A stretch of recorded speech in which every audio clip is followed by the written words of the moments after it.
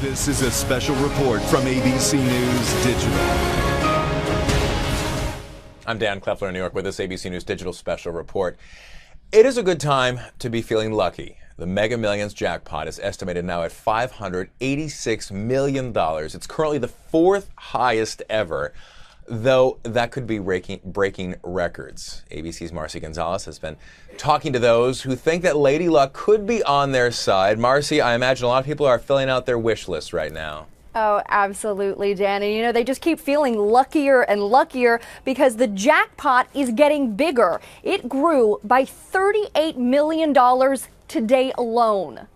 The excitement building as the Mega Millions jackpot, now at $586 million, just keeps growing. Unimaginable. I can't even fathom it. It's amazing. And lottery officials say if the sales keep up like this, the prize could be even bigger by tomorrow night's drawing. Right now, the jackpot is the fourth largest in history, and there is a chance this game could eventually break records. If we don't have a winner this Tuesday, if we don't have a winner this Friday, we're going to have to buy some new billboards because our billboards don't go past $1 billion. The potential for a $1 billion jackpot building after 21 consecutive drawings with no winner, attributed to a big change in the game. 5 of the 6 balls used to range from 1 to 56. They now go from 1 to 75, making your odds of winning just 1 in 259 million. I know that's the winner. But despite the unlikelihood that those lucky feelings are right, I got the winning ticket! People are already dreaming up ways to celebrate and spend their millions. Every day would be Christmas for the rest of our lives. So well put. I can't even imagine. The drawing will be at 11 o'clock Eastern tomorrow night. Marcy, I wanted to ask you about this, and I don't mean to be a killjoy going into the story, but the fact of the matter is we are in the midst of the holidays. Shopping is on everyone's mind. Anyone that you talk to where they kind of like, you know what, someone might not be getting a gift this year because instead I want to put 20 bucks down on this ticket? Oh no, everyone is thinking about what they're going to give when they win. Everyone, of course, is positive that they have the winning ticket, and so a part of the list that they're coming up with, along with thinking of vacations they want to take, they're also thinking about those big, elaborate gifts that they'll get for their loved ones. And Marcy, I see empty hands there. Where is your ticket? I have it stashed away. You think I'm going to leave it out in open view of everyone here? No way. You know you were always my favorite, right, Marcy? Yeah. Marcy Gonzalez, thank you so much for Mega Millions favor. Now, for more on the possible record jackpot, I want to bring in Mega Millions lead director and Virginia Lottery executive director, Paula Otto. And Paula, thank you for joining us today. We imagine you guys are on pins and needles, to say the least. Truly, Mega Millions mania has gripped the country.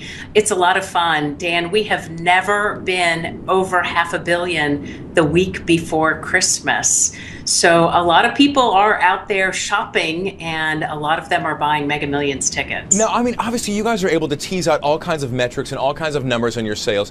What are you honestly looking at right now, the possibility that it could reach $1 billion? Well, it's not going to happen for Tuesday's drawing. It could possibly happen for Friday, but we know for certain that if we go 2 more draws without a jackpot winner, we will be looking at $1 billion or more for Christmas Eve. You know, there are a lot of unknowns. We have some more snow forecasts for parts of the country. We do have possibly that dilemma that you were talking about, people who still have some folks on their shopping list. And we also have interest rates. So it's hard to know until the day of the drawing exactly where the jackpot will land.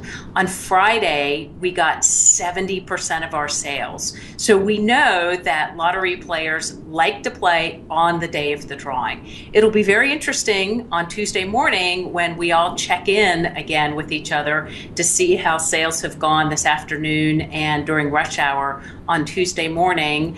my guess is we may have another bump in the jackpot tomorrow morning. So, and my question is this, because you brought up the point about weather and the potential of how it schedules up against the holidays.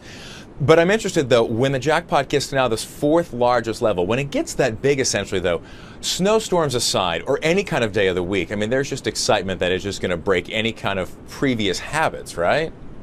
Well, you're absolutely right. And in looking at the sales as this jackpot has grown, clearly $400 million was the tipping point. That is when sales just got off the charts. So now we're over 500 million, and sales have been better than we had anticipated. If they continue at that pace, who knows where it will go. Now, in Marcy's report, we discussed the fact that these jackpots have gotten exponentially larger, all because the game itself has changed by adding additional numbers. Now your odds of winning, 1 in 259 million. When you start to see the kind of response that you're getting by being able to generate that kind of jackpot, is there discussion then among the lottery officials about, hey, maybe we add a few more numbers and see if we can really make sure we get a guaranteed billion-dollar payout? Well, not yet. When we start to think that it's time to make changes, the first thing we do is we go to the players. And we did extensive research across the country, talking to thousands of lottery players about what they like about the game, about what they would like to see changed. So we don't make those changes lightly. And this is the very first roll under the new Mega Millions game. It's certainly wonderful to see that it has generated a tremendous jackpot.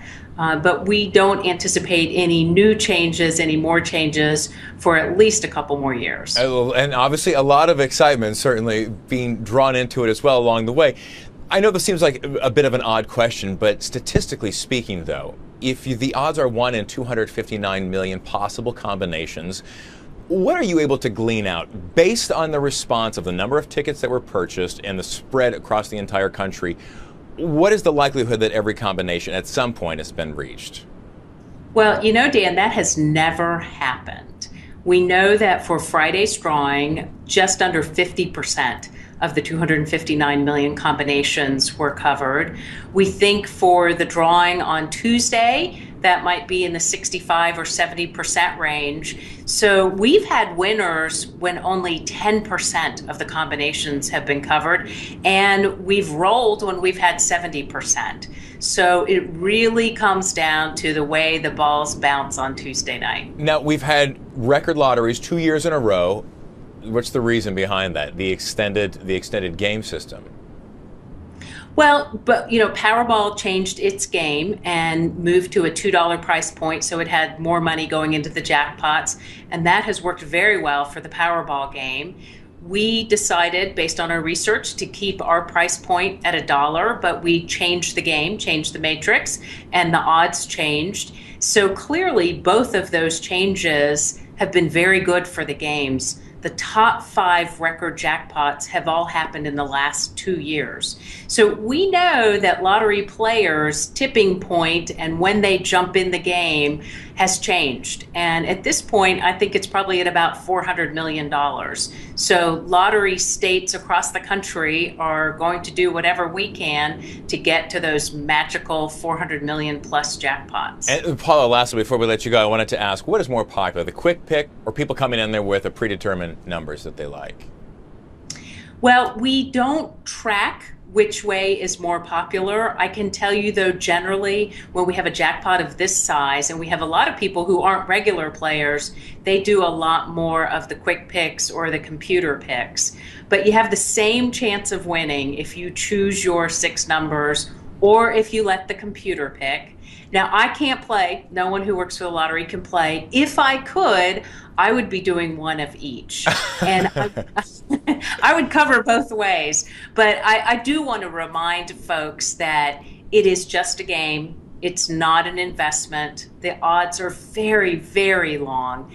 And we encourage everyone to play responsibly. It only takes 1 ticket, $1 to win. It is a solid message, and I have to say, on a personal note, Paula, because of the fact that you are not allowed to play, I'm impressed that you are able to exude this kind of enthusiasm for someone else who could potentially be a multi-millionaire out there, and you would potentially be responsible but not able to actually get in on it yourself. Well, I get a lot of pleasure out of meeting those winners and helping them make hopefully some good decisions to have the money last a long, long time. It's a really fun business to be in. And at the end of the day, we are raising billions of dollars for important causes across the country in the country's 44 lotteries. 586 million and counting can certainly do a lot of good for a lot of people. Mega Millions right. Lead Director, Virginia Lottery Executive Director Paula Otto. Paula, thank you so much. We appreciate that. Thanks for having me. And of course, if you think that you could be the lucky winner, tune in tomorrow for the record drawing. For now, I'm Dan Kleffler in New York with this ABC News Digital Special Report.